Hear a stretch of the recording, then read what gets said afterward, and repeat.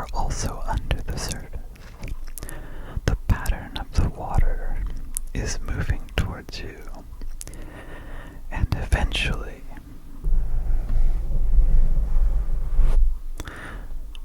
it reaches your feet, and you feel the gentle pressure of that pattern of the water on your feet and ankles. The passage of the ship has reached out across the water and touched your skin. You also feel the level of the water change a bit, rising up your ankles and then falling. And as you think about this pattern, it makes you realize that even if your eyes had been closed, once you learn to understand this pattern, you would know simply from the feeling in the water that something had passed by, something large. A large ship had passed by. You would know that without even looking. Once you learn to appreciate this pattern, and as you sit and think about this, a canoe passes by. It's much smaller than the previous ship, and it's moving faster. And once again, the pattern in the water reaches out to you, and you feel it. You feel it touching your ankles, your feet. You feel the water level rise and fall.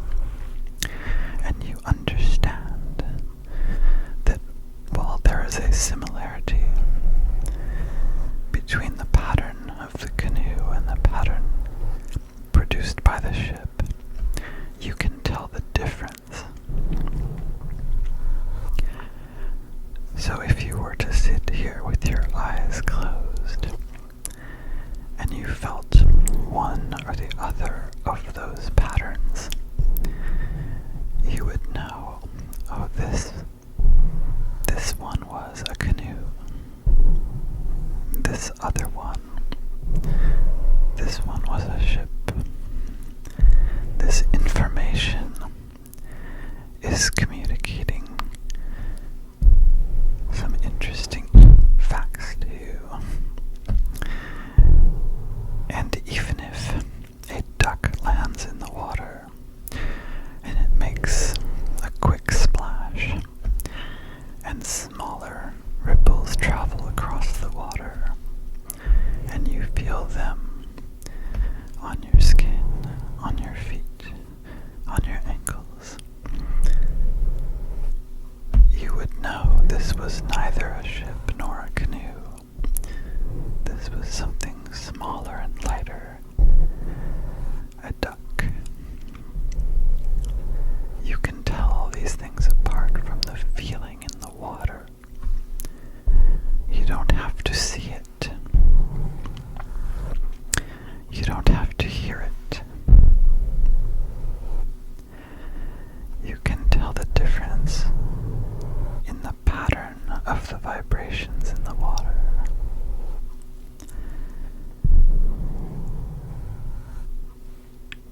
And we think of information coming from the world. I think that we think of it most of the time as primarily consisting of visual information that we see, or sounds of speech and language communicating to us through words. But there are so many other ways that we can feel information from the world and gain understanding from that information.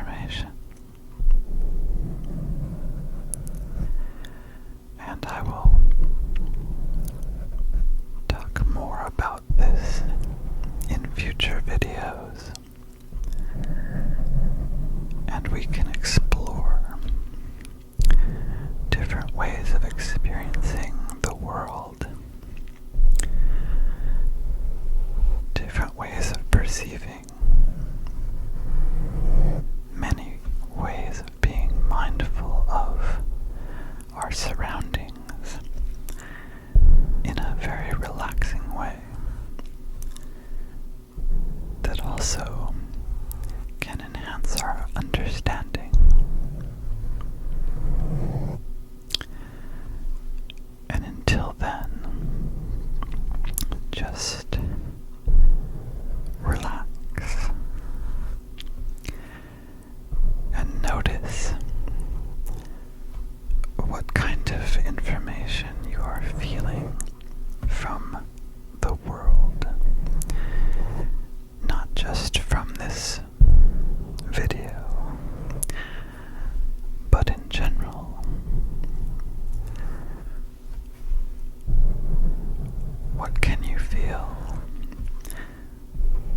What can you figure out about your world from the things that you experience from all of your senses? And as you go about your day or evening,